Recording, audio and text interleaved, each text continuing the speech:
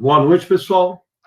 A nossa aula de hoje é sobre a disciplina de testes. Nós vamos dividir essa aula em duas partes.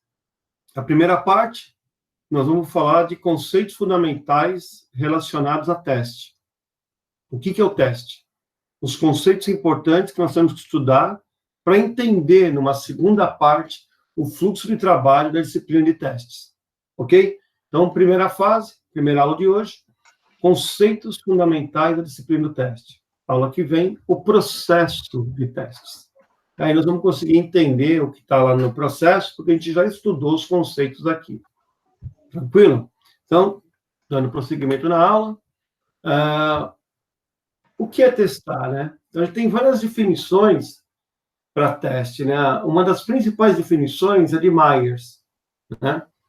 Que testar e analisar um programa com a intenção de descobrir erros e defeitos. Então, erros e defeitos e falhas são conceitos diferentes. Então, na verdade, o que eu quero aqui, quando eu testo, eu não quero homologar um componente, eu não quero liberar um componente para a produção. Quando eu testo, eu tenho a intenção de descobrir os erros e os defeitos que alguém colocou dentro daquele código, tá? Então, testar é exercitar ou simular a operação de um programa ou de um sistema. Então, é quando a gente vai simular se todas as regras de negócio que foram passadas para nós foram codificadas adequadamente. E testar é confiar que um sistema faz o que se espera dele e não faça o que não se espera dele. Né? Então, isso é importante, né? Parece brincadeira, mas a gente testa tentando confiar que o sistema vai fazer aquilo que foi especificado para ele. Né? E, ao mesmo tempo, eu tenho a intenção de, ao esperar que ele faça o que foi especificado para ele, eu tenho a intenção de descobrir os erros e defeitos que foram colocados no código. Então, testar também é medir a qualidade de uma funcionalidade ou de um sistema. É saber o quão próximo daquilo que o cliente pediu é a funcionalidade que eu estou liberando, que eu estou testando. Então, o teste, né, de sistema, ele pode ser usado para mostrar a presença de defeitos, mas nunca a ausência deles. E isso é importante. Quando eu testar um componente e não mais encontrar defeito naquele componente, eu não posso afirmar que ele não tem defeito. O que eu posso afirmar é que todos os defeitos que eu listei para testar, eles foram identificados. Mas eu não posso garantir que não tem nenhum defeito mais dentro do código. Porque eu posso ter esquecido de fazer um teste, né, para encontrar aquele defeito. Então, eu posso garantir a presença de defeitos. Olha, eu encontrei o defeito A, B, C, D e E. Mas a ausência dele eu não posso garantir. Tá bom? Então, esse é um conceito importante. Qual é o objetivo de testes, né? O objetivo da disciplina de teste, do teste de software em si, é reduzir, eliminar a probabilidade de ocorrência de um defeito quando o software estiver em produção. Isso vai minimizar o impacto dos riscos para o negócio e garantir que todas as expectativas e necessidades que o cliente passou para nós estão sendo atendidas. Então, de maneira resumida, o principal objetivo de testes é reduzir a probabilidade da ocorrência de um defeito quando do sistema já em produção, tá? O que vai minimizar os riscos, o impacto desse defeito, né, para o negócio. E vai garantir a satisfação do meu cliente em relação ao atendimento das suas necessidades. 3 conceitos importantes para a gente entender aqui. O que é um erro? O erro é uma ação humana que produz um resultado incorreto. Ela vai lá, apertou o botão, não deu certo. Um defeito é a manifestação de um erro no software, também conhecido como bug, né? E se ele for executado, o defeito vai causar uma falha. Então, a falha é a diferença entre aquilo que eu estou observando daquilo que eu esperava obter como resultado. Então, a gente pode resumir que a falha é um evento, o defeito é um estado causado por um erro. Então, alguém foi dentro do programa e colocou um defeito, um erro lá dentro. Esse erro no código, ao a gente executar o código, vai manifestar um defeito. Esse defeito, ele pode ser percebido ou não pelo usuário. Quando ele não é percebido, eu não gerei a falha. Então, eu não consigo ali consertar, porque não identifiquei. Agora, toda vez que eu identificar, toda vez que eu conseguir enxergar, então eu vou enxergar um resultado, e esse resultado não for no resultado esperado, então aí sim eu tenho a presença do defeito, a falha criada pelo erro colocado, imputado dentro do programa. Então, o erro é imputado pelo ser humano. O defeito é a manifestação do erro. Então, a gente colocou um erro num código, era para colocar lá A vezes B. E eu coloquei A mais B. Olha que interessante, gente. Quando eu coloquei A mais B, e era A vezes B, hein? Quando eu coloquei A mais B, esse erro, ele pode ou não manifestar um defeito. O bug, ele pode ou não causar uma falha. Aí você fala, como assim, Rubão? Vamos pensar no caso em que a regra de negócio era A vezes B. Só que eu codifiquei A mais B. Então, tem um erro dentro do meu código. O meu código, ao invés de ter uma multiplicação, tem uma soma. Aí você fala, legal, Rubens, qual que é a diferença do erro e do defeito? O erro está no código. A mais B, ao invés de A vezes B. O que é o defeito? Vou rodar o programa. Abriu a telinha. Para o A, eu coloquei 2. Para o B, eu também coloquei 2. Qual o resultado esperado pelo cliente? Professor. Oi? A Priscila está pedindo para você aceitar ela. Deixa eu aceitar a Priscila. Tudo bem? Priscila? Priscila entrou? Ainda não. Priscila, me ouve? Estou ouvindo, professor. Obrigada aí por me aceitar. Ok, Priscila. Você sempre é bem-vinda nas aulas. Voltando aqui, o conceito de erro, defeito e falha. Então, como nós falamos, nossa aula sobre teste de software, né, hoje. A primeira aula, os conceitos sobre testes, e a aula que vem, o processo de testes. 3 conceitos básicos. O primeiro, o erro. É uma ação que o ser humano imputa no código. Defeito é a manifestação do erro. E a falha é a percepção do defeito na visão do ser humano. Então, a gente falou que o cara especificou no programa um algoritmo que era fazer A vezes B. Essa é a especificação do componente. O programador codificou A mais B, causando um defeito, causando um erro no código. Ele errou.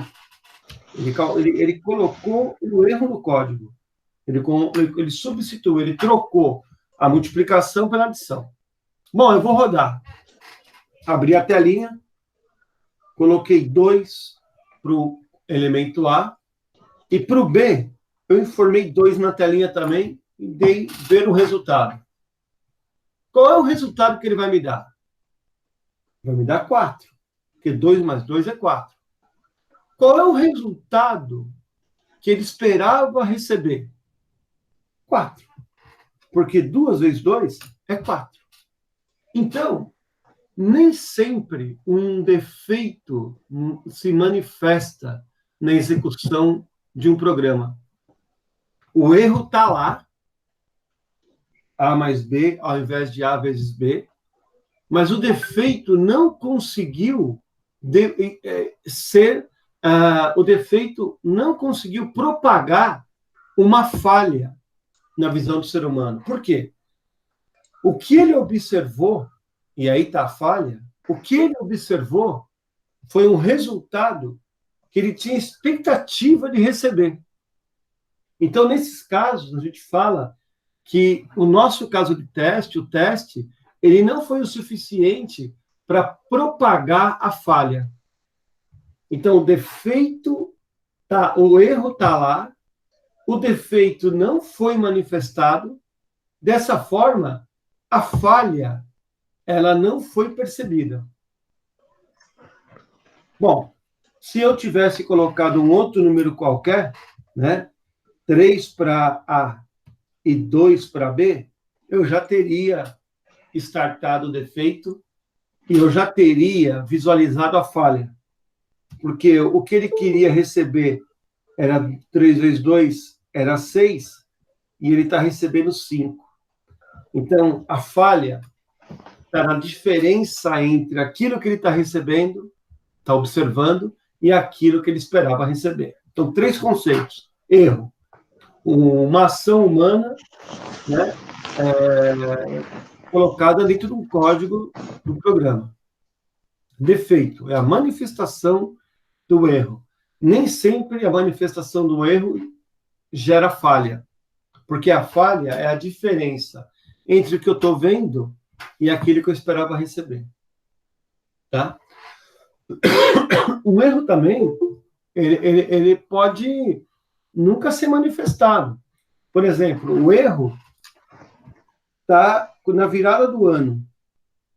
Eu esqueci de tratar janeiro quando chegar em dezembro. Então, quando eu rodar fevereiro, vai dar certo, que vai vir março. Quando eu rodar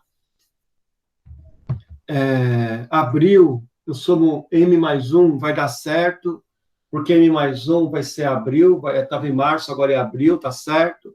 Quando eu estiver em maio, vai quebrar o mês, eu vou somar mais um mês lá, mais um, vai dar 5, e 5 é maio, e aí vai. Quando chegar dezembro, só quando chegar dezembro vai dar 13, e 13 não existe. Então, se o meu programador não se atentou para isso, vai dar 13, e quando for 13, eu deveria reiniciar em 1. Né? Como isso não está lá no código, codificado no código, só quando chegar em dezembro é que eu vou ter a falha, o defeito startado. Tudo bem? Então, erro. Uma ação colocada pelo humano dentro de um código. Defeito é a manifestação do erro, que pode ou não, ao ser executado, gerar uma falha ou não. Toda vez que o resultado obtido for diferente do resultado esperado, eu vejo a falha. Enquanto isso, o defeito está lá, mas não manifestou a falha. Tá bom? Aqui, o professor Carlos está tentando entrar também.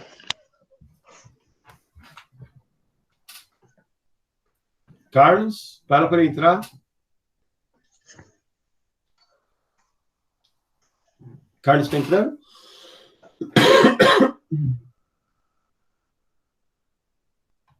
Não? Falou que Deixa eu estava fazer uma pergunta. Sim. Mas não é tão séria, mas eu gostaria de fazer. A dúvida é, o erro maior é do cara que desenvolveu ou do cara que está testando e não achou o erro? Aí, nos dois casos. No primeiro teve um erro humano, não tem um maior, né? Tem um erro, né? Teve um erro por isso que nós estamos estudando o processo de software. Por quê? Lá no processo, por exemplo, qual a origem desse erro? A origem pode ter sido na especificação, e faltou validar a especificação, Por exemplo, o cara especificou, ele entendeu e especificou A mais B. Só que o cara, na realidade, ele queria A vezes B. Como ninguém validou, isso foi para codificação. O codificador testou A, ou codificou A mais B. E o cara de testes testou achando que era A mais B. Só quem vai pegar esse teste, o erro, esse defeito, vai ser o meu amigo usuário final, né? Quando ele fizer vários testes com vários números diferentes. E muitas vezes ele pega esse problema só na produção, né? Porque ele faz um teste, a gente é mesmo assim, né? A gente às vezes faz um teste com uma variável, não deu erro, opa, né? Não tem defeito. E é tudo que ele não pode garantir. Ele jamais vai poder garantir que o software não tem defeito. Porque veja o caso aqui. Ele tem um defeito, só que eu não consigo replicar esse defeito em função de falha. Então, faltou o caso de testes, né? Ou o teste foi insuficiente. Ele não conseguiu replicar. Então, o fato de eu não encontrar defeito não significa que o software não tem defeito. O software pode ter um erro de código lá que não está sendo manifestado. Tá bom? Deixa eu voltar lá para a aula. Quando o Carlos voltar, vocês me avisam. Tá bom?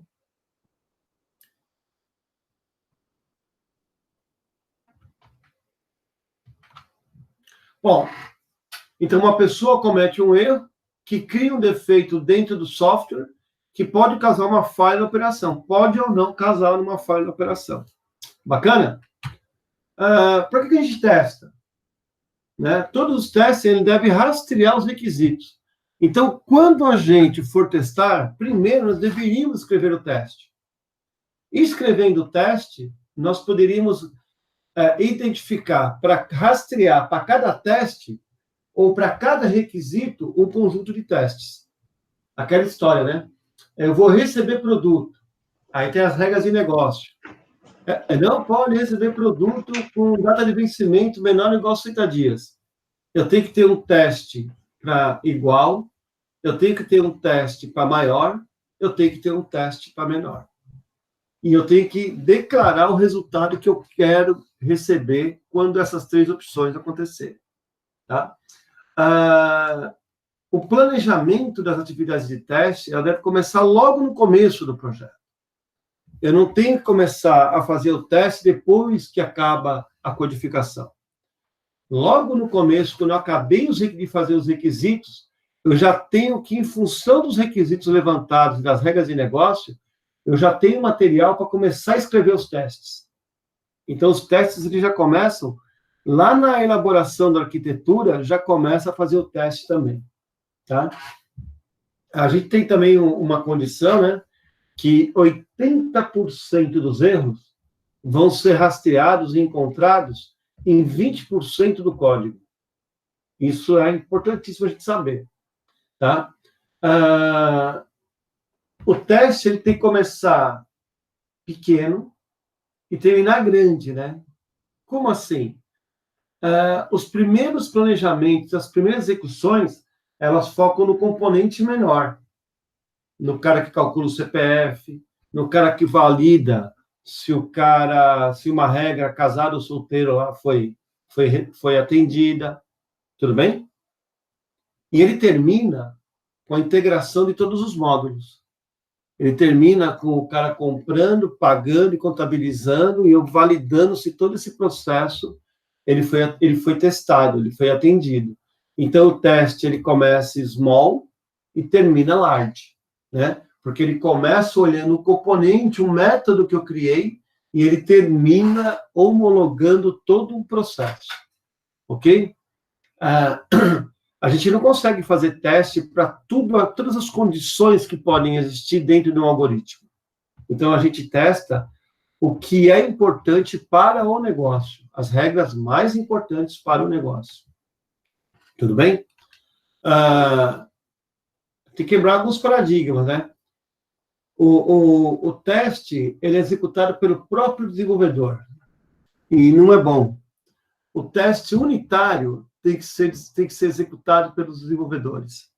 Mas o teste, em geral, né, a rotina de teste, o teste integrado, ele tem que ser realizado por uma equipe de profissional e depois, só está focado em teste, e depois ele vai homologar junto aos usuários.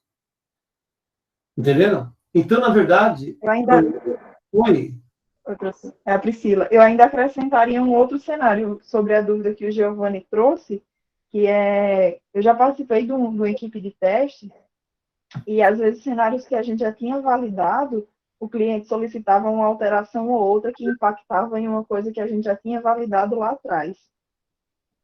Então, acho que isso também, né? Há uma certa dificuldade em mapear todos os impactos ao fim de um projeto, mas, ou de uma mudança. Dentro do processo de software, eu tenho que entender a rastreabilidade do teste. Então, se eu voltei eu executei um plano, um roteiro, que tinha 50 casos de testes. Tá? O 30º deu problema, e o 34º deu problema. Quando chegou no 40º, deu um problema lá, que eu não conseguia, ele ia gerar uma base de dados, né, uma informação na base de dados, que o restante dos testes ia ter que usar para poder terminar. Então, esse teste 40 aqui que deu problema, ele é impeditivo. Olha que interessante, ele é impeditivo. Eu não consigo testar o restante dos testes em função dele. Então, o que eu deveria fazer? Devolver esses 3 defeitos aqui, esses 3 erros, os defeitos que estão no código, né?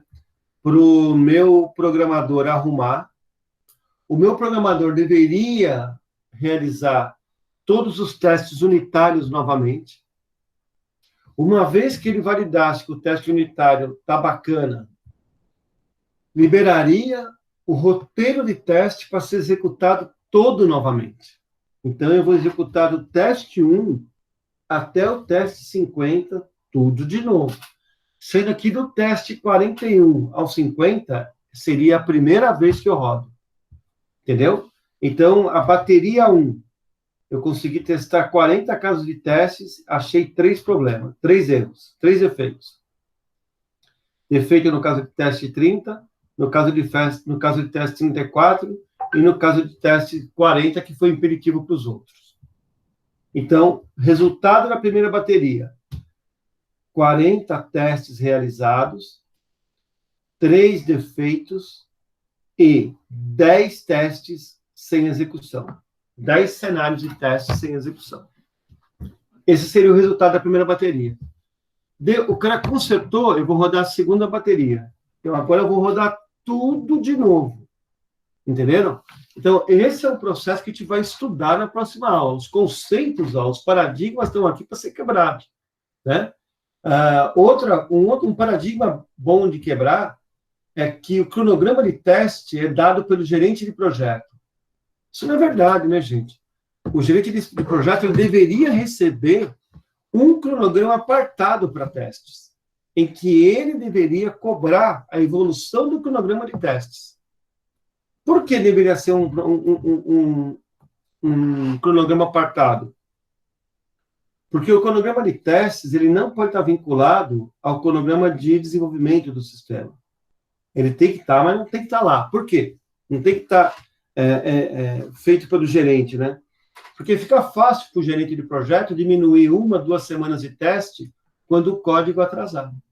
Agora, se ele contratou uma equipe externa, né, que tem um cronograma externo para ser executado, onde o cronograma externo alimenta o cronograma dele, o que vai acontecer? Ele não tem como ir lá e reduzir aquele cronograma. Então, o impacto vai ser real. Né? Então, eu não vou comprometer a qualidade do teste ou da produção em função de um cronograma que eu não quero perder. Entenderam? Então, esse é um paradigma importante que nós temos que pensar em como quebrar. Né? Teste é um cronograma apartado que deveria ter uma gestão apartada da gestão do projeto do software, onde esse projeto de teste aqui alimenta o cronograma de testes, o cronograma do projeto. Tudo bem? A gente vai ver isso depois com mais detalhes na próxima aula, tá? Um outro paradigma é, quando tudo estiver pronto, eu vou para os testes. Mentira. Né? Isso é um paradigma que tem que ser quebrado ontem. Por quê? Quando você terminar os requisitos, você já tem subsídio para começar a escrever os testes. Então, eu consigo começar a testar, executar, escrever os casos de testes bem antes, né? Bem antes dos caras acabarem de codificar. Alguém chamou? Não? Então, já falamos aqui, né? Um outro paradigma que tem que ser quebrado, né? É quando o prazo apertar, diminuir ou interromper os testes. Isso jamais. Porque os testes que você deixou de fazer aumentam a probabilidade de se encontrar defeitos em tempo de produção. E você já pensou em tempo de produção? Você criar um defeito fiscal, legal, muito ruim, né? Muito risco. Eu posso dizer que o teste está diretamente associado ao risco, professor, não? Lógico. Quanto menos você testa, maior o risco de ter ocorrências e defeitos e falhas em produção, né? Agora, a falha, ela pode ser uma falha simples, ou ela pode causar o que aconteceu aqui, ó, nesse exemplo aqui, ó. O carro de Fórmula 1, né? Deu várias voltas, e aí o que aconteceu? Ele esqueceu de testar uma condição. Na condição que ele esqueceu de testar, aconteceu a falha durante a corrida, e aí o cara perdeu a vitória. Então, veja que isso é importante a gente entender, né? Eu testo ou eu retiro testes para agilizar o meu processo de entrega, e lá, na execução do meu produto em produção, eu começo, por exemplo, a esquecer de garantir o desconto. Então, o cara entrou lá com um cupom que gera 10% de desconto para o cliente. O cliente coloca lá na telinha dele e não acontece nada. Pô, o cara vai ficar pé da vida com você. Entendeu? Isso dá até problema para a empresa. Mas por que deu esse problema para a empresa? Porque você não testou essa condição em tempo de teste. Por que não testou? Porque não deu tempo. Eu tinha que colocar em produção. Colocou em produção, olha o que deu. Quando não, que o cara estava... Olha isso aqui que interessante. Ele estava calculando o imposto a ser pago a menor. Olha que problemão que vai dar isso aí. Você tinha que recolher 10 mil reais de imposto e você recolheu só 7.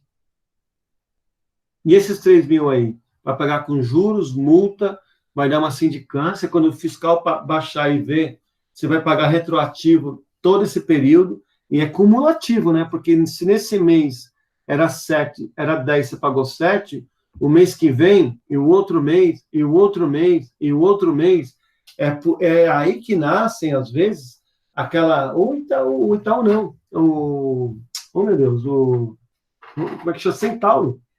A Centauro teve um ano que ela teve um problema desse, de triangulação fiscal, e o software calculou errado o imposto da triangulação. E, literalmente, ele sonegou uma ponta da triangulação.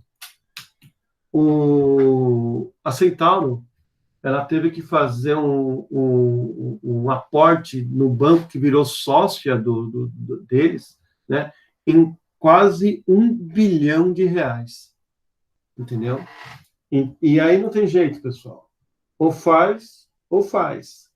Porque se tem uma coisa que não se perdoa nesse país, é você ficar devendo imposto, né?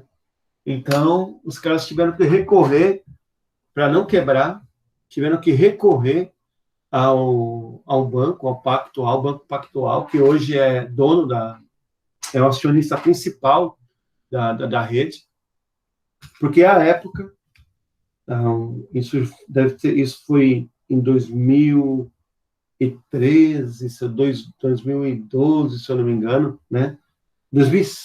Não, menos, 2007, se eu não me engano. E nesse período, esse defeito foi colocado, não foi visto, não nos pegou isso nos testes, e depois de algum tempo, a Polícia Federal, fazendo uma ação, né, uma varredura, uma auditoria, pegou essa triangulação e entendeu que essa triangulação era, como é que fala? Proposital até, e que gerava a falta do pagamento de impostos, né? E aí, cara, meteu essa multa aí e os caras tiveram que se virar. Bom, mas voltando, para que a gente possa entender, né, os testes, é importante a gente entender o quão importante é ter um projeto de testes independentes do processo e do ambiente de desenvolvimento de software. Tá? O processo de teste tem que ter o ambiente dele, tem que ter as condições dele. O projeto de testes tem que ser alimentado pelos executáveis do projeto do software. Ele tem que rodar no ambiente em que eu monte a minha base de teste para ter previsibilidade sobre os resultados que eu quero ter. Então, isso é importantíssimo, e há uns 3, 4 anos atrás, eu era o diretor de uma conta grande, que era a conta do Itaú, uma conta onde nós tínhamos 150 funcionários de testes dedicado a realizar testes qualidade dentro do Itaú. Eles chegaram à conclusão que era mais barato investir em teste do que no retrabalho de codificação, tá? E aí, isso perdurou aí durante pelo menos uns 3, 4 anos, né? E aí mudam as visões, mudam as diretorias, as visões mudam um pouco, né? Mas eles têm um laboratório de mobile, por exemplo, sensacional. É um andar todo só de teste para aplicativo mobile, tá? Eles têm lá áreas de testes, né? E empresas de teste com ferramentas de automação de testes só para garantir que a maior qualidade possível dos componentes quando entrarem em produção, tá? Bom, então,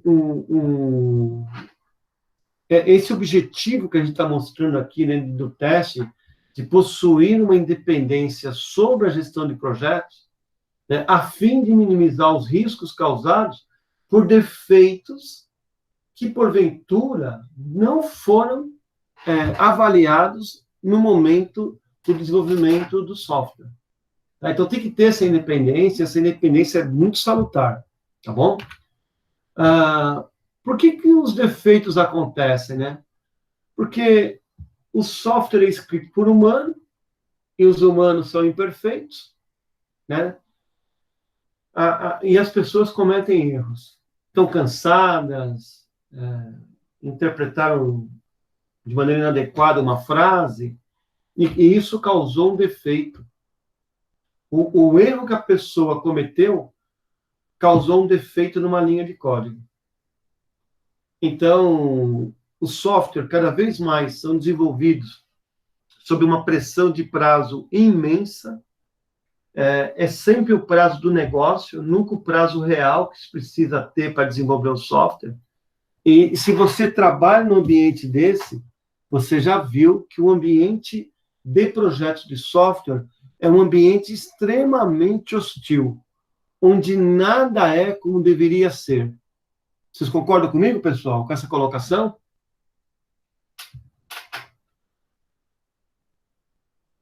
Sim, sim.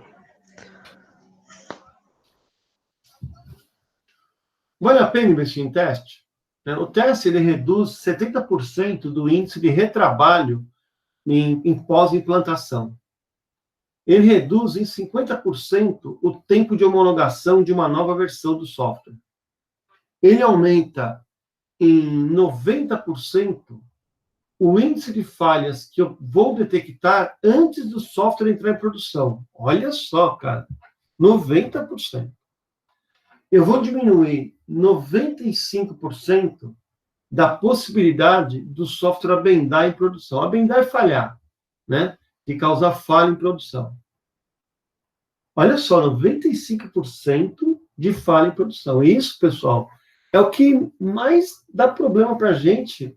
É isso, a gente vai lá, coloca um software, a gente tem 90 dias de garantia, depois que põe o software em produção, e a gente vai rodar o software, começa a dar problema, e a gente vai ver por que está dando falha em produção. Ah, porque não testamos isso em tempo de projeto. Cara, impressionante.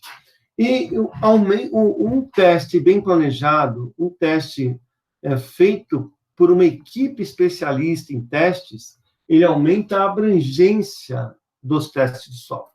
Bacana? Então, segundo o Byers, os testes unitários, já no teste unitário com o programador, ele pode eliminar, remover entre 30% e 50% dos defeitos que os programas nascem.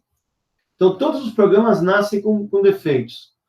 O teste unitário já limpa entre 30% e 50% desses, já identifica, né, e remove, ajuda a remover entre 30% e 50% desses defeitos. Os testes integrados, né, eles vão remover mais 30% a 50% lá no tempo de integração. E desse modo, se eu fizer uma continha de probabilidade aqui,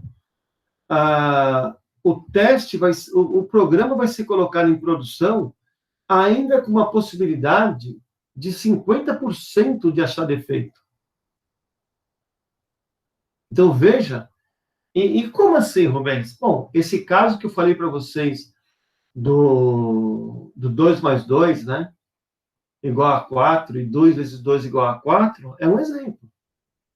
Outro exemplo, e as derivações disso, né? Tudo que depender desse teste, dessa linha, por exemplo, desse resultado, eu vou testar com problema, eu vou testar, eu vou, como é que fala? Encapsular, né? Me fugiu a palavra agora, eu vou simular que está correto, mas não está, né? Por quê? Eu precisava desse resultado para calcular o imposto. Eu achei que calculou o imposto certo, mas não calculou, porque 2 mais 2 é diferente de 2 vezes 2. Então, como eu coloquei 2 e 2 lá e deu 4, eu estou achando que o imposto que eu vou calcular depois desse resultado está correto. Olha como vai criando uma árvore e vai disseminando essa falha por outros módulos, e quanto não vai ficando grande isso? Entenderam? Então, eu ainda tenho que depois, né, que testa tudo, ter essa consciência que se eu coloquei um software que eu não consigo mais encontrar defeito, existe uma grande possibilidade de eu não estar encontrando defeito por eu não ter escrito mais casos de testes importantes para aquele projeto. Tá? Uma outra forma de eu diminuir um pouco o impacto, de eu achar esses defeitos em produção, é eu fazer revisões formais em todo o processo de desenvolvimento. Então, lá nos requisitos, eu valido o documento do requisito, valido as regras de negócio, valido tudo. Depois eu vou especificar o componente.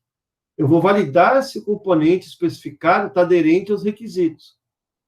Depois eu vou escrever o código, então eu vou validar se o código está de acordo com as especificações, que devem estar de acordo com os requisitos. Então, só de eu fazer essa revisão, ela já me ajuda em 20% a 30%. Então, ela vai me ajudar a remover mais 20% e 30% dos defeitos. Então, olha que importante testar. Quanto menor for os erros, os defeitos que eu deixar no código, menor vai ser o custo de manutenção e menor vai ser a probabilidade de impacto negativo que aquele software vai me dar. 5 motivos para testar. por qualidade, por uma visão estratégica do mercado, e isso é importantíssimo, né? Eu não posso ser rotulado como o cara que tem o e-commerce que eu não compro lá porque não funciona, né? Então, estratégia de mercado, eu não posso queimar o meu canal de venda porque a tecnologia implementou errado. Por economia, porque eu gasto muito menos testando do que retrabalhando, e se eu tiver um erro, um defeito, uma falha em produção, isso pode me custar muito dinheiro. Por segurança, eu tenho que garantir que aquele cartão, aquele número de cartão de crédito vai trafegar lá e ninguém vai usar ele, a não ser para o objetivo que eu estou querendo. E por confiabilidade, eu tenho que ter certeza que aquele resultado que ele está me dando, 4, é o resultado correto. Tudo bem? Então, veja só 5 motivos básicos para a gente executar os testes. E aqui, ó, se a qualidade como é que é a qualidade do software, né? É baixa. Ela é baixa quando eu tiver muitos defeitos, né? Olha só, muitos defeitos, eu vou ter uma qualidade de software ruim. Então, quanto mais defeitos eu tiver, menor é a qualidade do software. A gente vai traduzir depois esse diagrama aqui num diagrama de percentual de testes de qualidade. E eu vou usar esse indicador aqui para poder promover ou não um aplicativo, um componente para produção. Tudo bem? Bom, qual que é a abordagem mais tradicional de teste, né? Eu acho que é essa que eu estou mostrando aqui, cara. Todo mundo concorda, pessoal? Olha que interessante. Qual é a meta? Mostrar que o sistema funciona, né? Bacana? Qual o critério de sucesso? O sistema está funcionando de maneira correta. E aí, cara, quando eu uso essa estratégia, né, essa abordagem, de eu mostrar que o sistema está funcionando e que o funcionamento dele é correto, o resultado disso é um sistema com defeitos. Porque eu não estou focado em descobrir os defeitos que o software pode ter. Eu estou focado em mostrar que ele funciona. Então, quando eu coloquei 2 e deu 4, estou feliz, porque mostrei que o sistema funciona e que o funcionamento dele é correto. Eu não estou preocupado em achar os defeitos, mas sim em mostrar que ele deve fazer o que está fazendo. Agora, uma abordagem mais interessante, mais atual, é essa daqui. Qual é a meta? Encontrar defeitos. Qual é o critério? É o sistema com falhas. Eu achar os defeitos lá e ele propagar a falha e eu encontrar falhas. Qual é o resultado disso? Um sistema em produção com o menor número de defeitos. Que mesmo assim, ainda teve aquele erro da virada do ano que eu não vou pegar agora. Esqueci de testar, não vou rodar agora. Entendeu?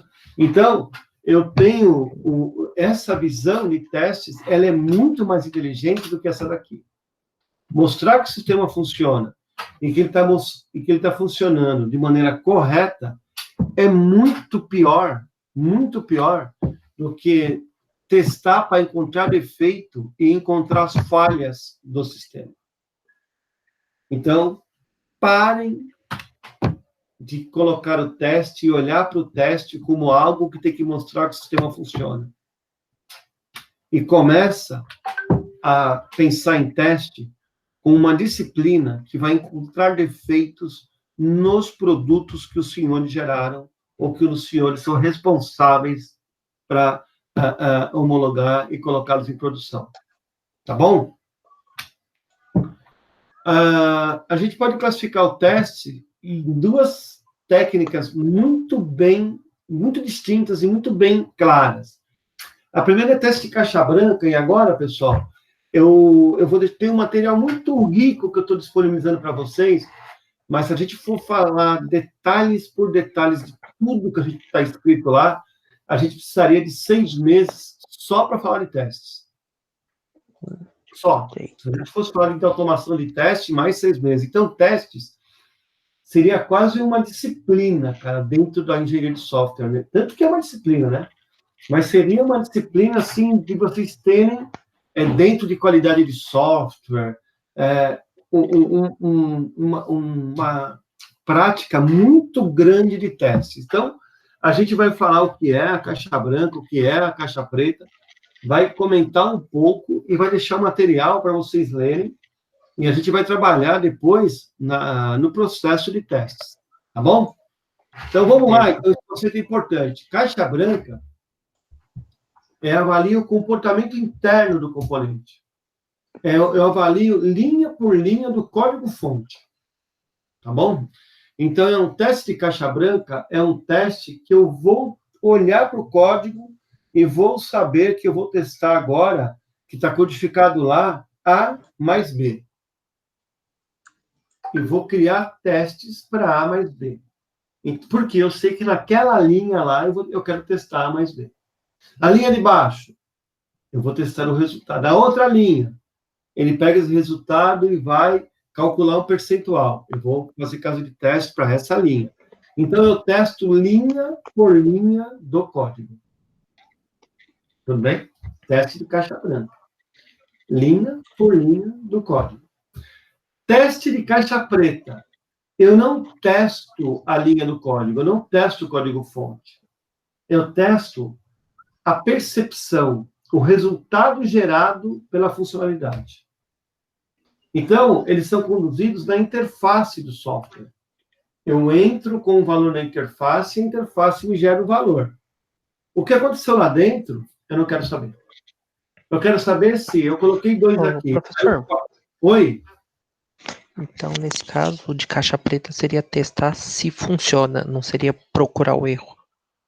Não, na verdade, eu sempre testo procurando defeito, né? O erro. Mas, na verdade, porque o erro, né, é uma ação do ser humano. O cara codificou errado.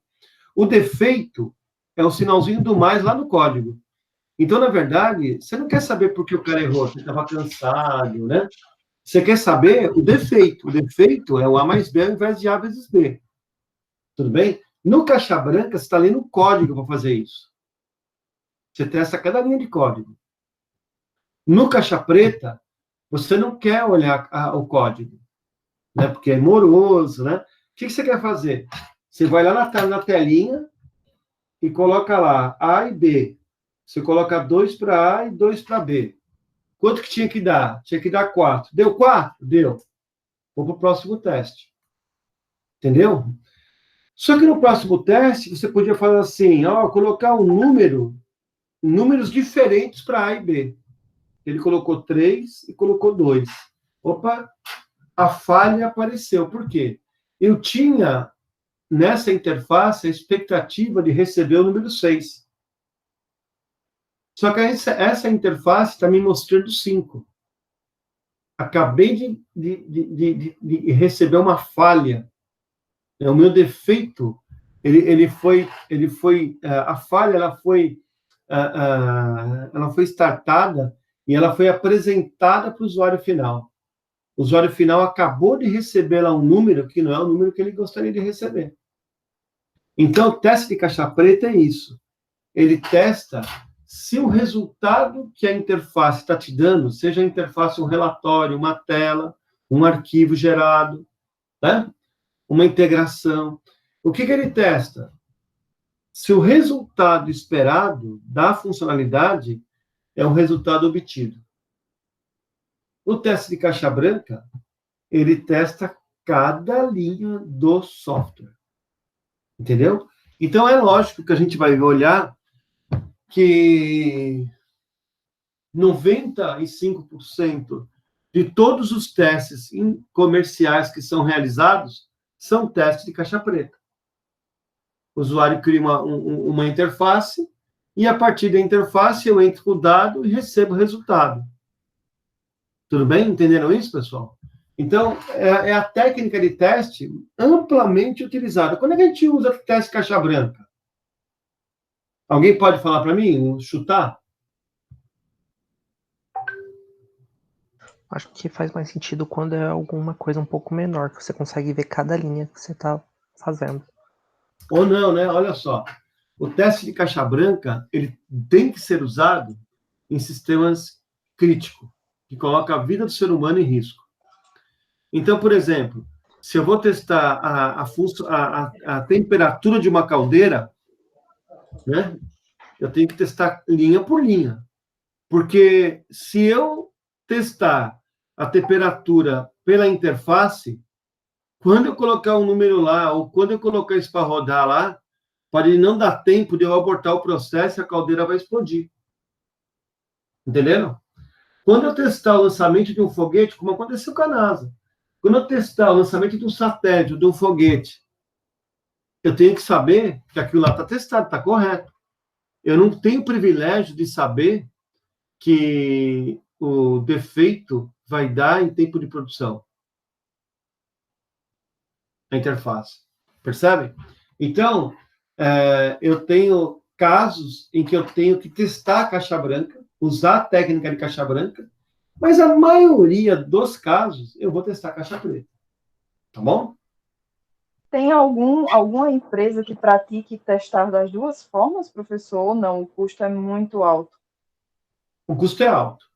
Agora, por exemplo, a indústria aeronáutica, dentro do protocolo dela, ela tem que fazer teste de caixa branca. Entendeu? A indústria automobilística, dos softwares embarcados, ela faz só. Agora, principalmente, imagina que o freio é uma funcionalidade que está lá. Se ele não testou caixa branca, ele não pode testar isso na interface. Entendeu? A indústria da saúde, né? As UTIs que são automatizadas, elas têm que ter um teste enorme de caixa branca primeiro, antes de eu começar a testar caixa preta. O componente tem que sair sem defeito algum. Né? Eu não posso correr o risco, por exemplo, um robô que faz exame de sangue. Cara, eu não posso correr o risco de o resultado do exame de sangue ter defeito. Tem que ter 100% de qualidade nisso. Não pode ter espaço para erro. Nesse caso, tem que se investir em caixa branca. Tá claro isso? Tá sim. Respondi sua pergunta, Priscila? Respondeu sim, professor. É que eu estava só pensando aqui se um exclui o outro ou se havia a possibilidade de algum ramo fazer os dois, entendeu? Não, tem que fazer na verdade, eles são congruentes, né? Na verdade, tudo deveria ser os dois, né? Mas é muito improvável que a gente tenha dinheiro, né, para softwares comerciais, né? Então, a gente testa muito focado, né? Ter caixa branca, até testa caixa branca, mas em muitos detalhes, pequenos, né, detalhes, né? A maioria dos softwares comerciais são testados por caixa preta, tá? Então, alguns princípios, né, que nos últimos 40 anos aí que foram sendo gerados, né? O teste, ele demonstra a presença de defeitos. Esse é o primeiro princípio. Eu não posso fazer teste e garantir a ausência do defeito. Eu não posso fazer isso, eu não tenho como fazer isso. Né? O que eu tenho que fazer é testar para demonstrar a presença dos defeitos. O teste à exaustão ele é impossível. Não se dá para testar a exaustão pelo custo e pelas possibilidades. Imagina um conjunto de variáveis que pode acontecer, mas que dentro do modelo de negócio nunca pode acontecer. Então, esses testes todos eu vou jogar fora.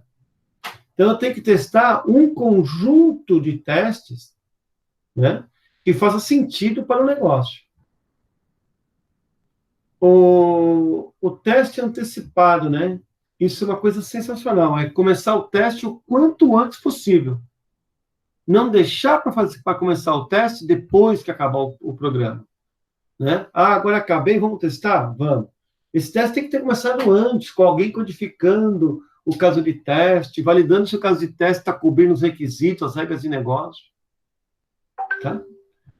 Agrupar defeito, né? Em 20% do código, eu tenho 80% dos problemas do negócio.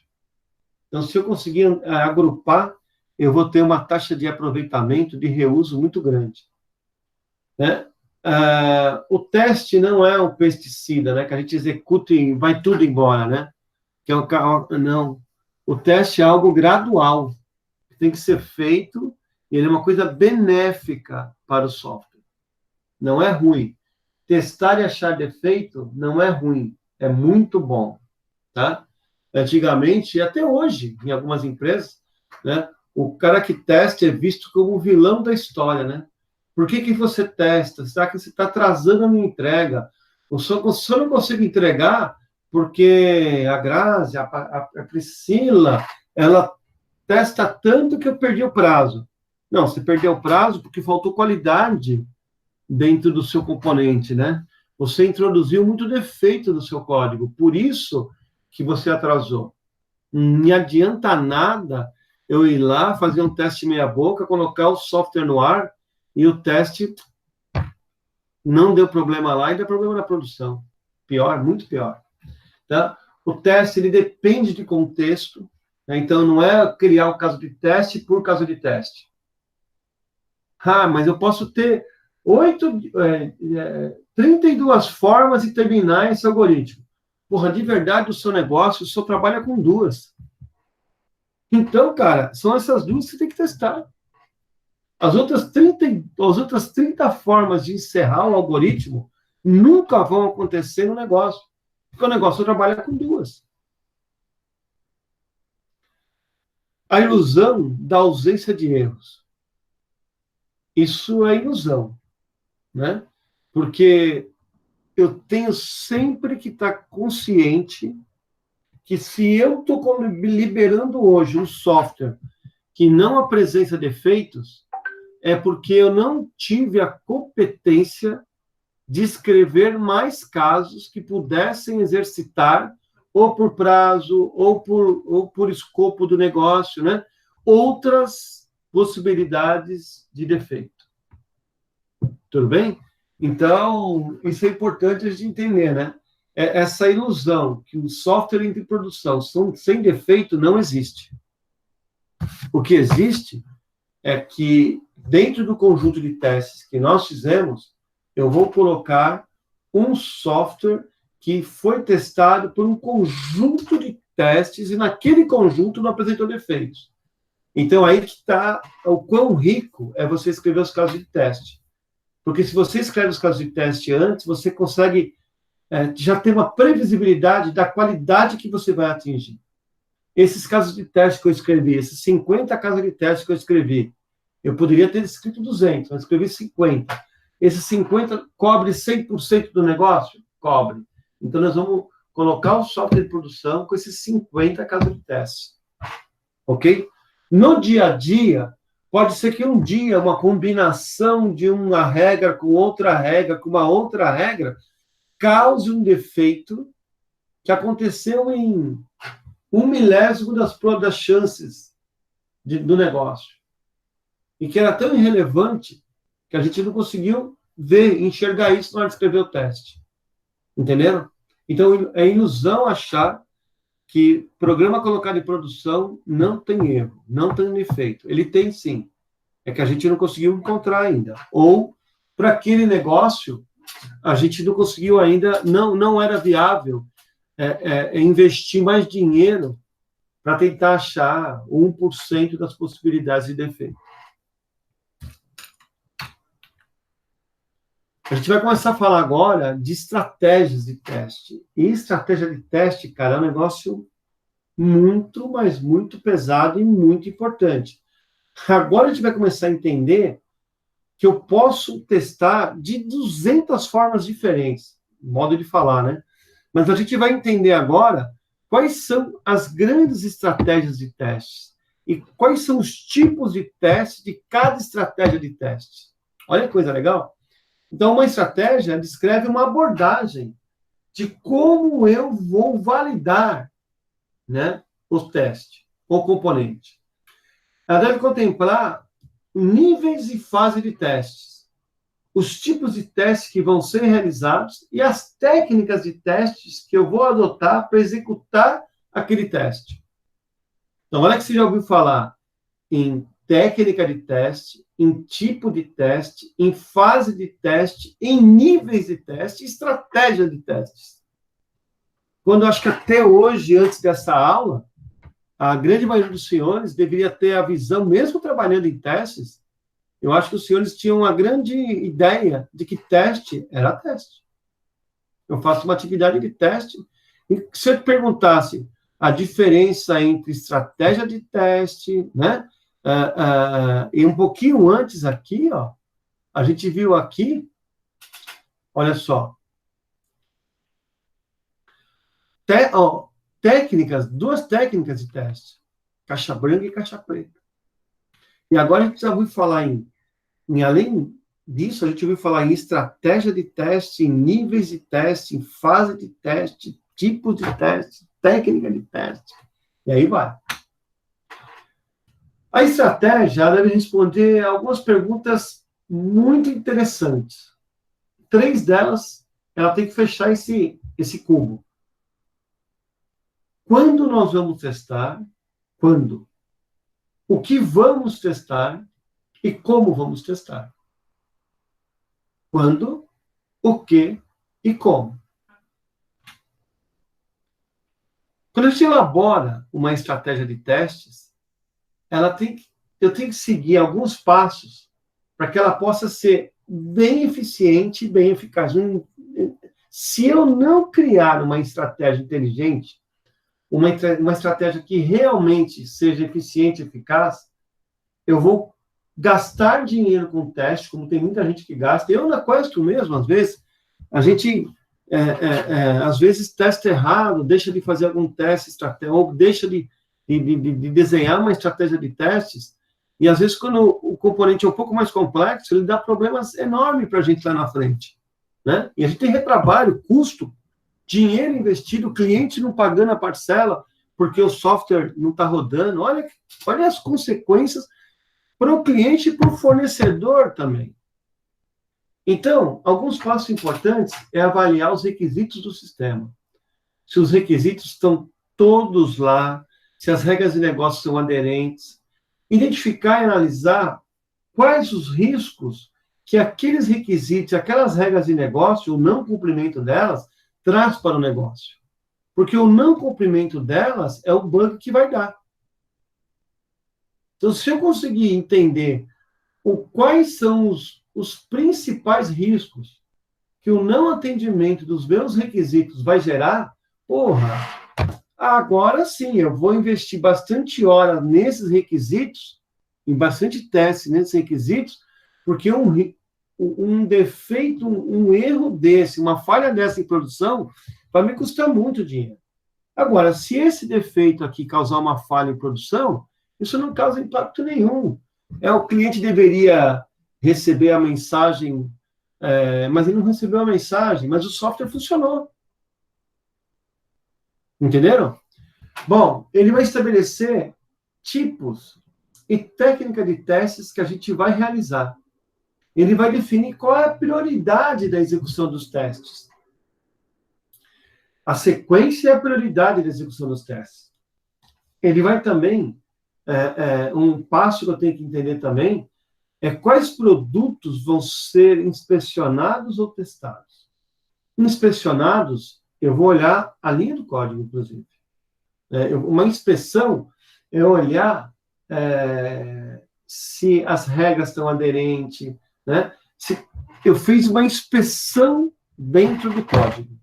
Eu olhei o código, né? Eu fiz uma inspeção no código. Tá bom? Olha que interessante, pessoal.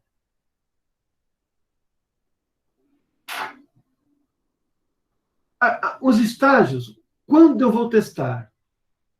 Quando eu vou testar, define o nível de o estágio que eu estou do teste e o nível de teste que eu vou fazer. O que, né, eu vou testar define o tipo de teste que eu vou realizar. E como eu vou testar? Caixa branca, linha por linha, ou caixa preta, o teste funcional? Então, a gente já sabe que o item 3, 90% de como testar vai ser funcional. Agora, a gente vai receber o resultado, né, desse tipo de teste aqui. Eu entrei com alguns valores e vou observar o resultado da funcionalidade aqui. 90% vai ser assim. Tudo bem? Então, o que nós vamos entender agora é praticamente quais são os tipos de teste e para que eles servem. Porque eu já sei que 90% desse tipo de teste eles vão ser realizados de maneira funcional. Agora, olha que interessante, né?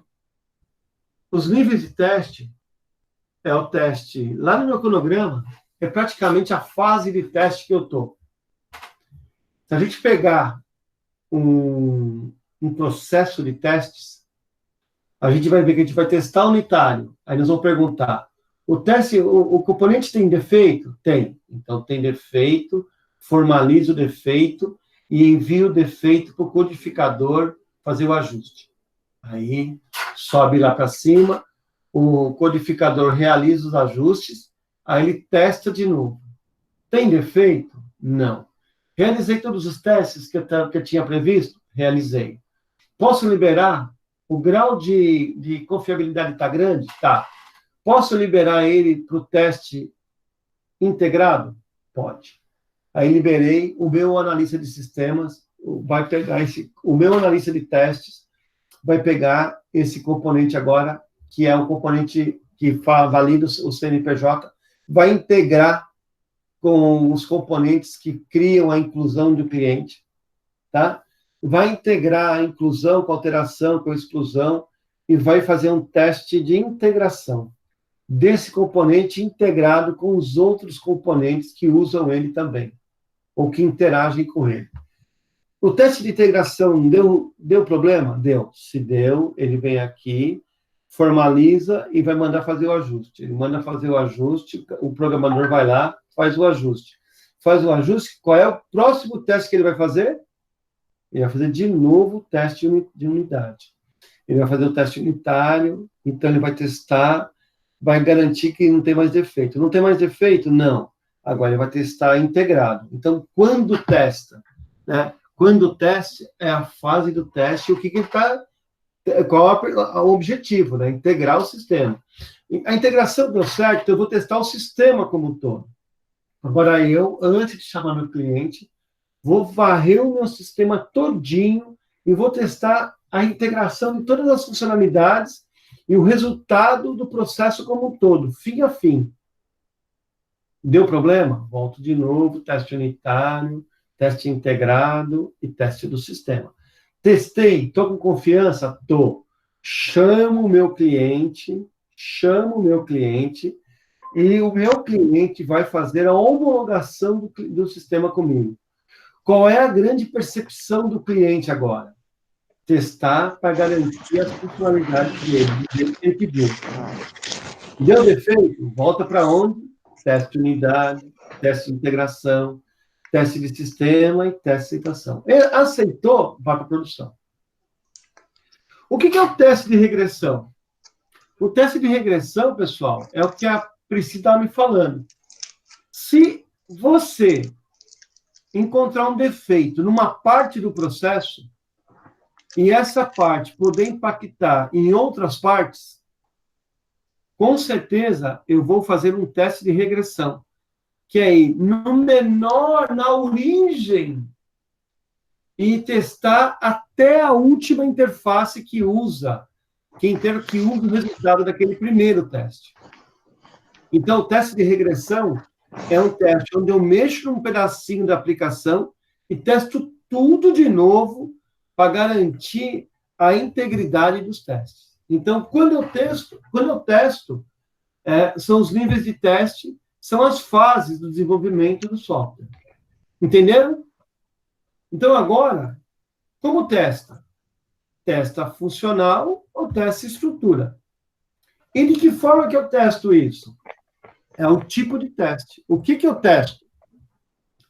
Eu testo funcionalidade, eu testo interface, navegabilidade, usabilidade, eu testo desempenho, eu testo estresse, eu testo a usabilidade, a interface com terceiros e a usabilidade da interface.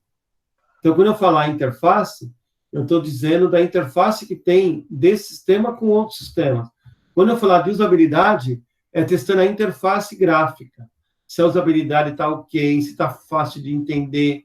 Volume, eu vou testar o volume para ver se o meu banco de dados vai suportar a maneira como eu especifiquei. Vou testar a segurança, vou tentar invadir, vou tentar quebrar.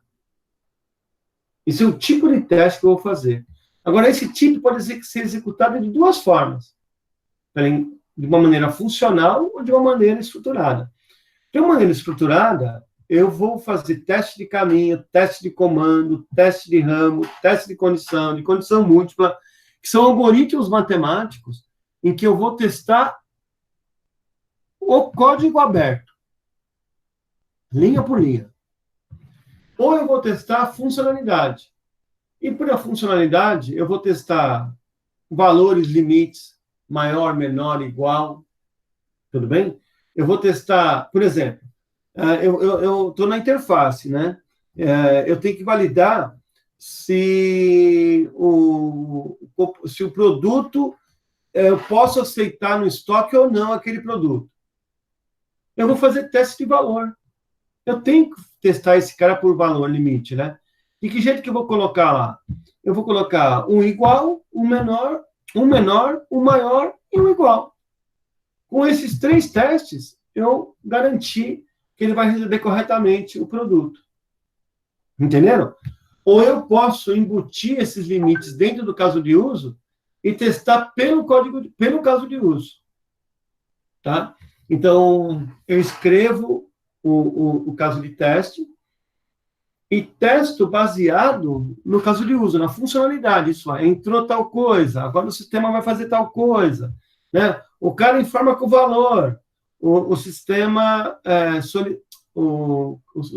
solicita usuário e senha, o cliente coloca o usuário e senha, o sistema valida se a senha está correta ou não, o sistema valida, como é que ele rejeita, como é que ele testa isso.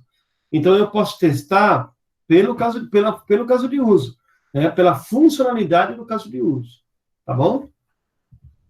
Entenderam quando, o que e como testar? Níveis de teste, tipos de teste e técnicas de teste? Então, o nível de teste é a fase de teste que eu estou dentro do meu desenvolvimento de software. O tipo de teste é o que eu quero testar? As funcionalidades, as regras de negócio, a segurança, o volume, o desempenho, a usabilidade. De que forma eu quero executar esses tipos de teste? De maneira funcional ou de maneira estruturada? Entenderam? Aqui, um processo que chama teste em V. Né? Ele cria um V, muito usado no Japão, inclusive, em que ele vai amarrando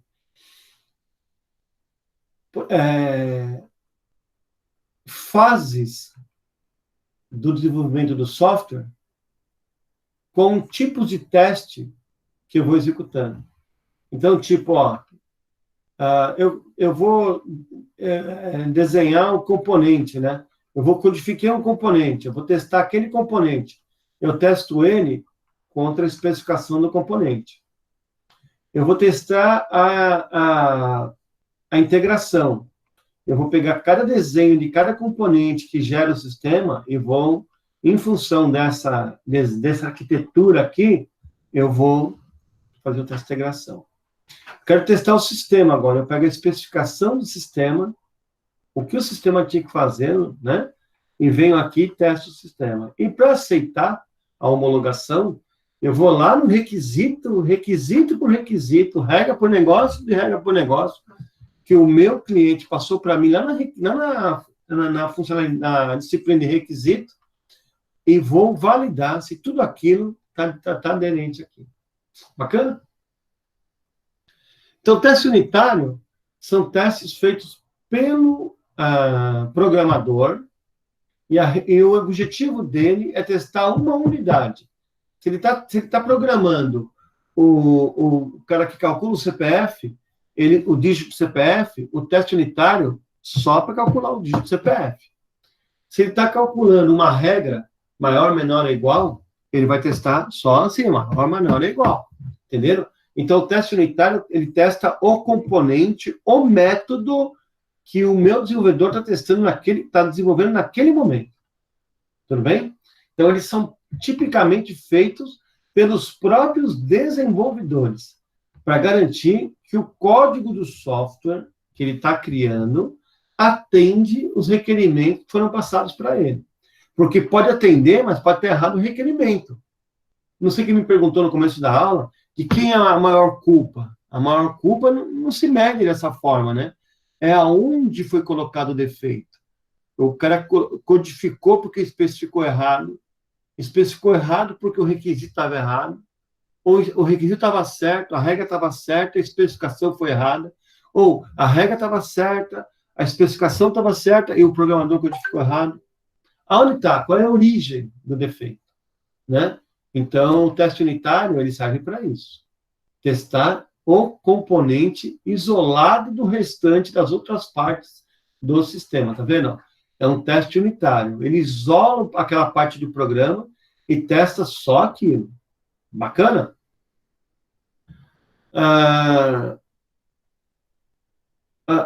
O bug, pessoal, fazer um debug é uma maneira de validar, de tentar encontrar um defeito. Tudo bem? Então, quando a gente está fazendo lá um debug, né, a gente vai andar por algumas linhas do código, né, tentando lá encontrar o local onde ele parou de funcionar, onde tem um defeito. Isso é debugar. O teste unitário é maior que o debug, porque o teste unitário é a coleção de defeitos que eu já achei pelo teste unitário. Quando eu escrevi o teste, deu erro, agora eu quero saber qual linha que está esse erro. Como está dando esse erro? Eu vou debugar. Mas eu não debugo para achar erro. Entende a minha explicação? Eu não faço debug para achar defeito. Né? O defeito, a falha, eu já encontrei quando eu executei o teste unitário. Só que agora, eu vi a falha, mas não consigo achar essa falha nas linhas do meu código. O que eu faço? Faço um debug. O debug vai me mostrar qual é a linha que está o defeito. Bacana, pessoal? Entendemos isso? Posso mudar de slide aqui? Pode sim.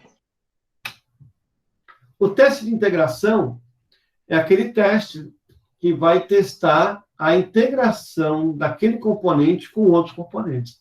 Por isso que a gente, na aula passada, a gente viu a importância. Olha como as aulas vão se integrando. Na aula passada, a gente falou bastante de arquitetura, design, da importância da gente estar criando o reuso dentro do sistema. Tudo bem? E a gente está criando reuso no sistema por quê? Imagine que esse componente A aqui, ó, vamos inverter as flechinhas. Que o componente A aqui, ele entrasse nesses módulos aqui. Entenderam? Uma vez que esse teste aqui unitário está ok, e essa integração está ok, cara, a chance de eu encontrar defeito oriundo desse componente aqui é baixíssima. Agora, vamos ver o contrário. O contrário. Eu testei unitariamente cada um desses módulos aqui, ó. Testei unitariamente. Agora eu tenho que integrar eles na minha funcionalidade como um todo e garantir que eles trabalhando integrados vão gerar o resultado que eu quero. Tá? Então, teste integrado é isso. É pegar todos os componentes, todas as métodos de um... Imagina aqui um componente que é criado por vários métodos. Cada método desse sozinho funcionou legal. Agora eu quero ver se quando eu chamar esses métodos todos aqui, se o resultado deles, de trabalhar em conjunto, também vai dar certo. Então, a integração ela pode ter algumas abordagens. Uma delas é a incremental, onde eu vou incrementando aos poucos, integração por integração. E outro tipo é não incremental, onde eu coloco, integro tudo de uma vez e testo tudo de uma vez. Tá? Tudo bem?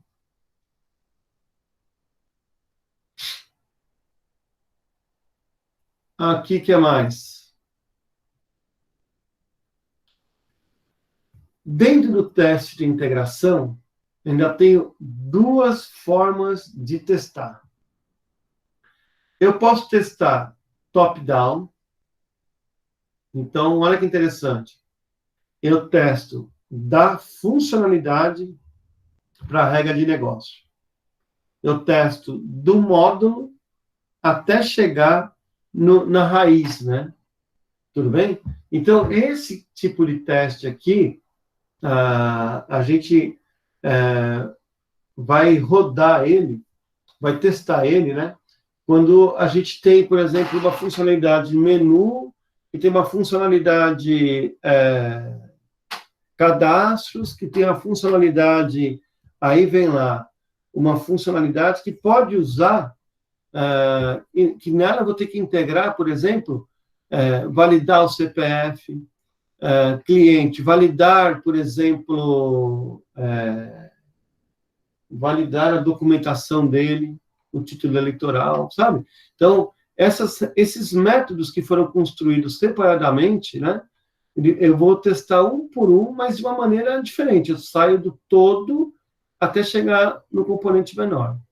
A outra é bottom-up, que é o contrário. Eu saio fazendo o teste de baixo para cima. Eu testo, e eu acho esse tipo de abordagem mais interessante, né? Apesar de dessa abordagem, eu identificar os problemas relacionados à arquitetura lá na frente já. Né? Porque eu estou testando esse componente aqui. Esse componente, até chegar aqui e eu encontrar um defeito lá em cima, olha toda uma arquitetura que eu já criei que está comprometida, né? Então, mas é um teste onde a gente vai testando cada componente desse de maneira isolada, depois ele integrado com mais alguns componentes, depois a integração dele com mais outro cara, outros caras se integrando ao módulo, e o módulo, e aí vai. Tá? Agora a gente vai ver que as características, o teste, ele está muito vinculado às características de qualidade que o software tem que ter, né? E a gente sabe que essas características de qualidade, elas vão se refletir em testes que tem que ter. Por exemplo, qualidade, ela está no desempenho, na performance, lembram disso?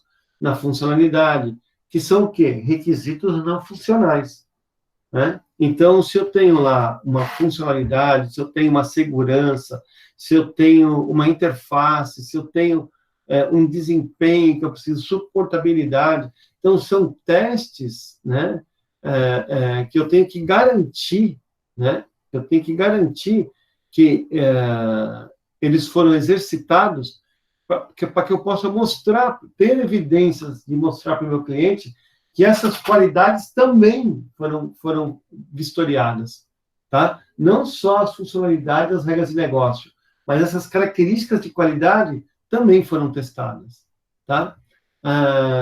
Então, algumas características, né? Aqui é o teste de aceitação.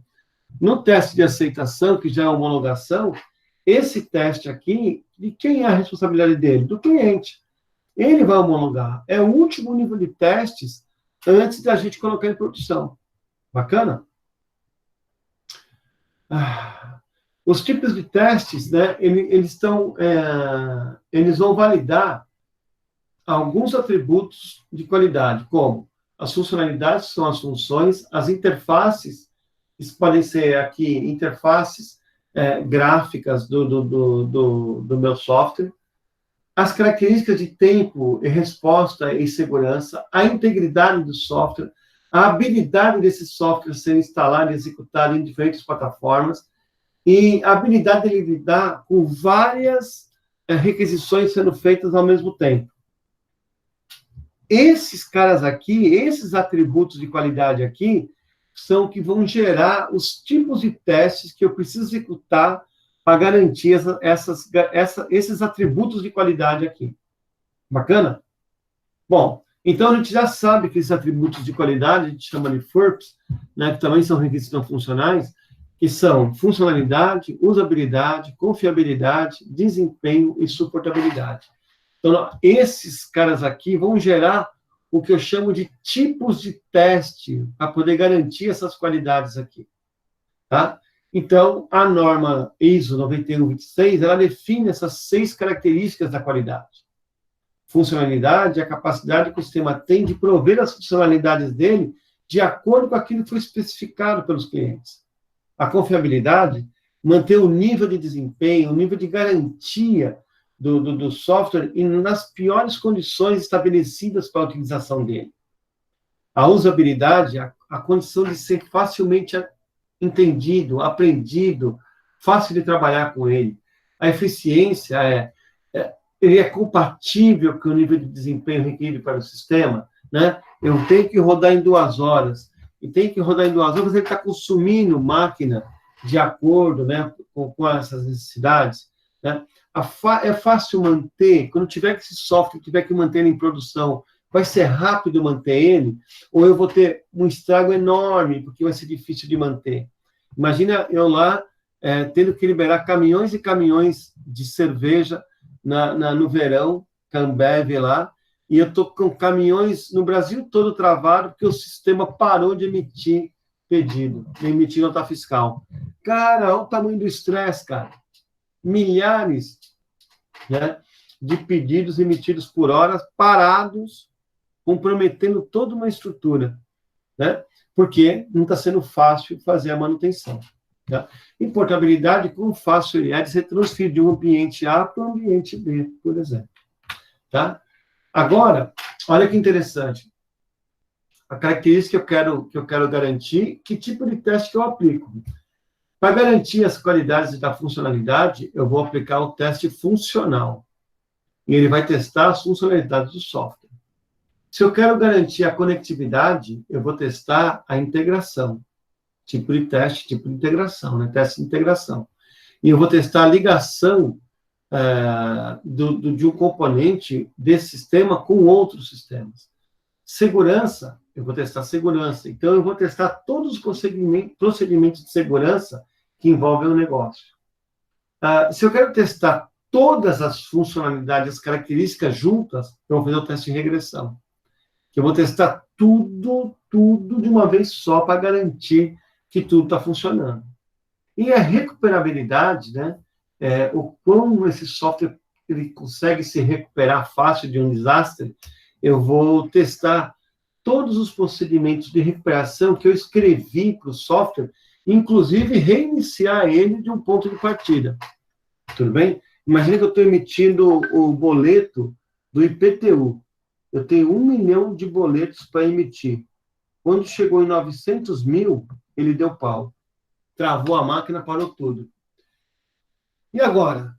Qual é a condição que eu tenho de voltar a rodar, né, recuperando os 900 mil que eu já processei e começando a processar do 900.001?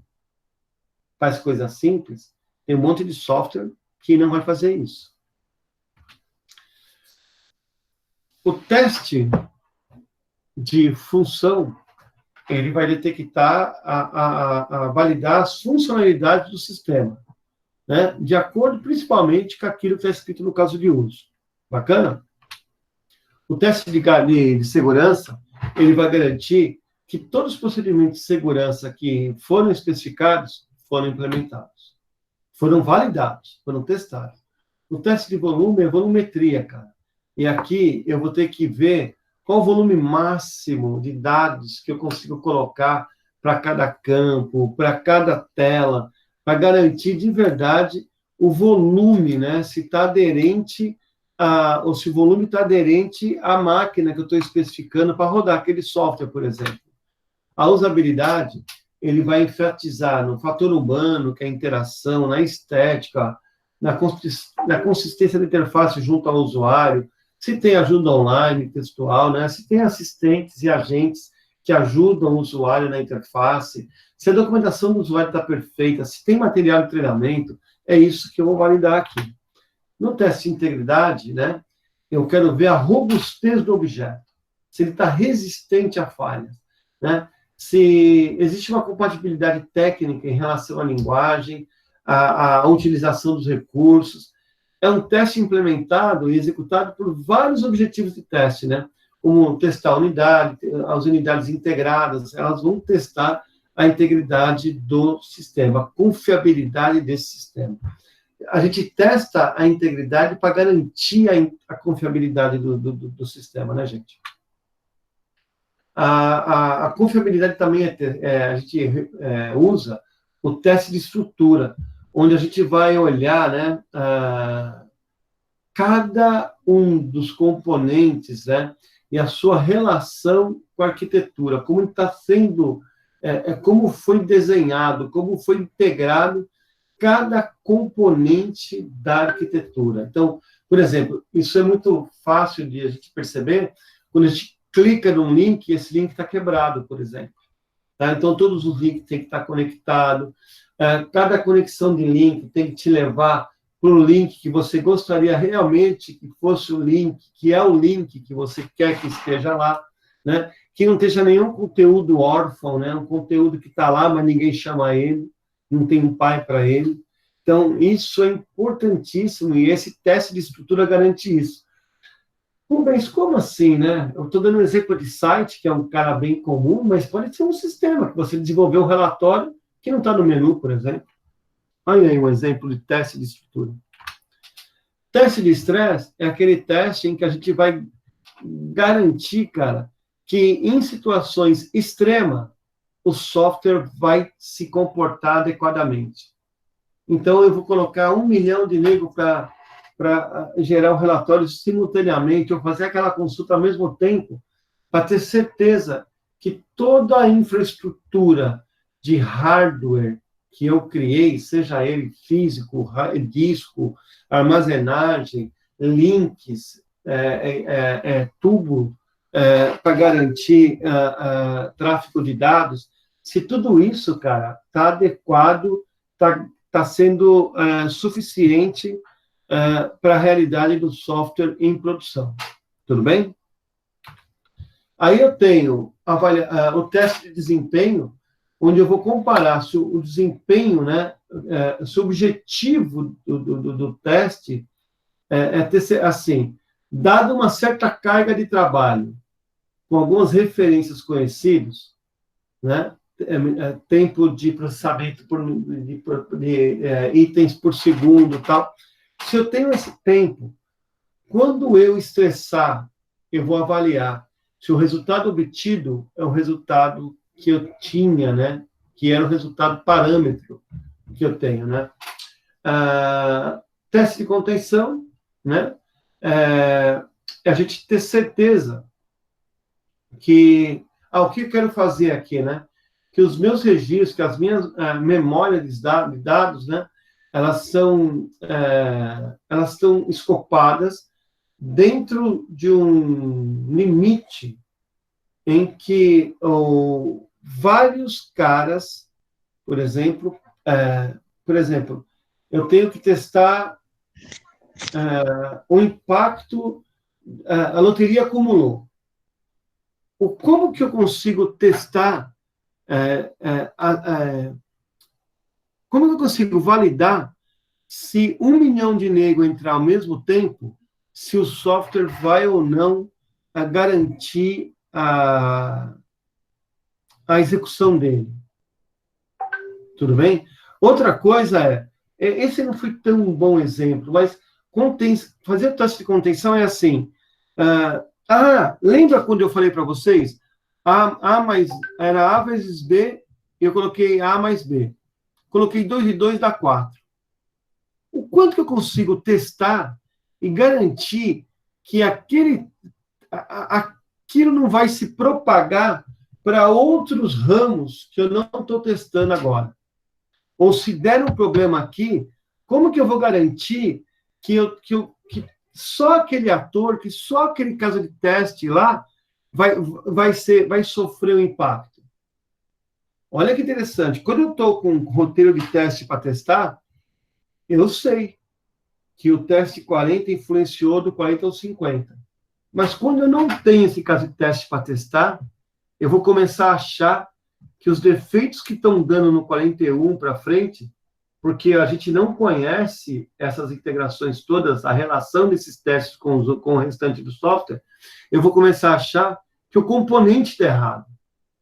E olha que interessante, se isso é um parâmetro passado para outro módulo, um outro cara pode testar e achar um defeito lá, sem saber que o defeito já foi gerado porque o meu componente está com problema. Então, como garantir essa contenção, né? Garantir que o teste vai estar rodando numa parte bem escopada. Tudo bem? Outra coisa aqui, pessoal, é testar carga. Testar carga é aquilo que eu estava falando, testar 10 milhões de registros até, né? Então, fazer criar situações limites da operação do sistema para garantir que as cargas de trabalho que ele está se propondo são compatíveis com a capacidade que o software tem. Tudo bem? Aqui, testar o desempenho, testar o perfil de desempenho, né? Garantir um teste monitorado que a gente vai garantir que todas as chamadas foram realizadas, que todos os gargalos, aonde está o gargalo dentro do processo fim a fim, né? Então, o que eu quero saber? Olha, eu estou com problema de desempenho porque esse processo aqui está ineficiente. Tá. Então, o que está ineficiente? O que está ineficiente é esse processo que tem que selecionar os itens, por exemplo, os itens... Eu vou fazer uma conciliação. Isso é até um caso que eu discuti com a Grazi hoje. Eu vou fazer uma conciliação. E eu estou escolhendo uma variável para fazer essa conciliação. Só que, na hora que eu fui rodar, lá na frente a contabilidade está atrasando, está dando problema na contabilidade. A janela não tá boa. Por que a janela de contabilidade não está boa? Aí ela foi ver, porque o tempo que eu estou demorando para fazer a conciliação é maior que o tempo que ele tinha para executar isso, está dando impacto lá na frente. Então, eu tenho que melhorar a eficiência desse processo. Então, o teste de desempenho serve para isso, para identificar gargalos dentro do sistema em processos que podem ser causa de problemas no futuro, processos que têm uma certa ineficiência. Tudo bem? Teste de desempenho. Suportabilidade, pessoal, é todo aquele conjunto de testes que eu vou utilizar para garantir, por exemplo, o quanto eu posso o quanto esse software suporta em condições de configuração, de portabilidade, tudo bem? Então, aqui, ó, eu quero fazer teste de configuração, onde eu vou configurar todos os hardwares e o software do meu sistema para garantir que, em produção, essas configurações vão funcionar. Tudo bem?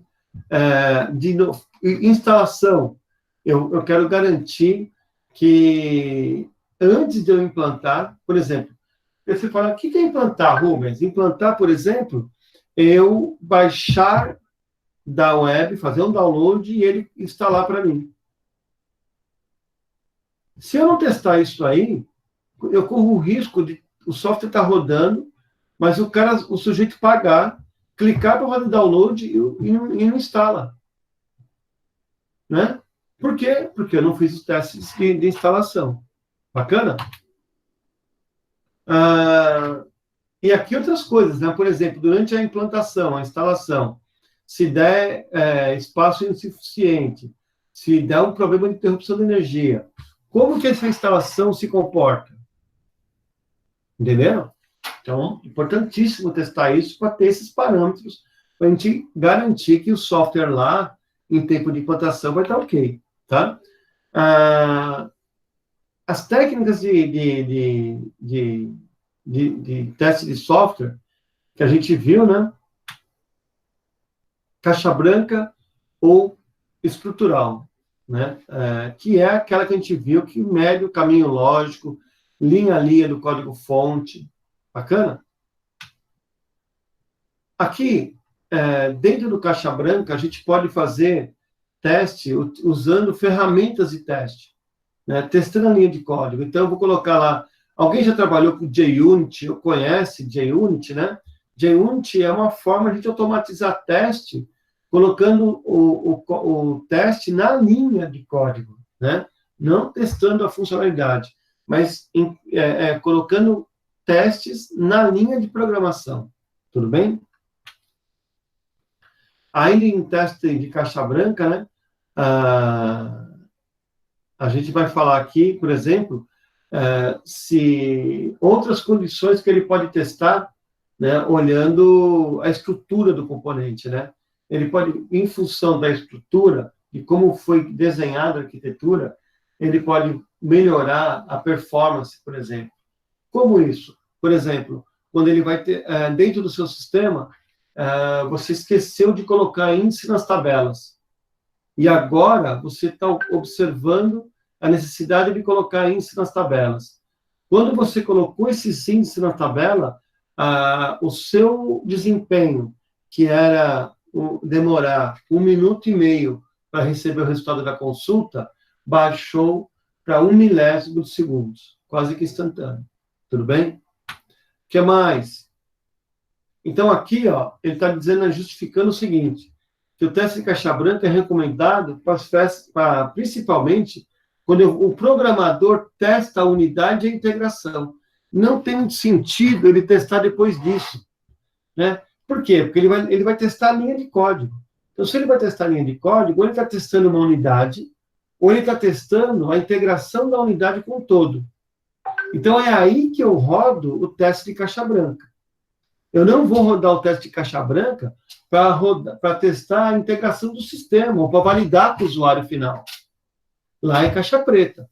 Eu uso caixa branca no teste de unidade ou no teste de integração daquela unidade com outros componentes, outros objetos, componentes, outros métodos que compõem o componente de software. Tá bom? A caixa preta, por sua vez, é o teste funcional, né? Ele vai testar se a funcionalidade está de acordo com o esperado pelo cliente. Então, é um teste visual. Você tem que ver o resultado e analisa o resultado da funcionalidade. Tá? Esses caras aqui também, a gente consegue fazer o teste de caixa preta, não só lá para as fases finais, mas também para as fases iniciais. Para o teste de unidade, para o teste unitário, para o teste de integração. Né? Imagina que eu coloco lá, eu quero testar e coloco lá 2 e o 3. Deu 6, eu queria 5. Deu 5, eu queria 6. Né? Então, eu não preciso nem olhar na linha de código. Né? Eu também testo o componente, o resultado unitário, também com caixa preta. Né? Tudo bem? Então, caixa preta, eu posso usar de ponta a ponta. Então, vamos fazer uma linha de tempo? Vamos. Caixa branca. Caixa branca, eu uso no começo, no teste de unidade, no teste de integração.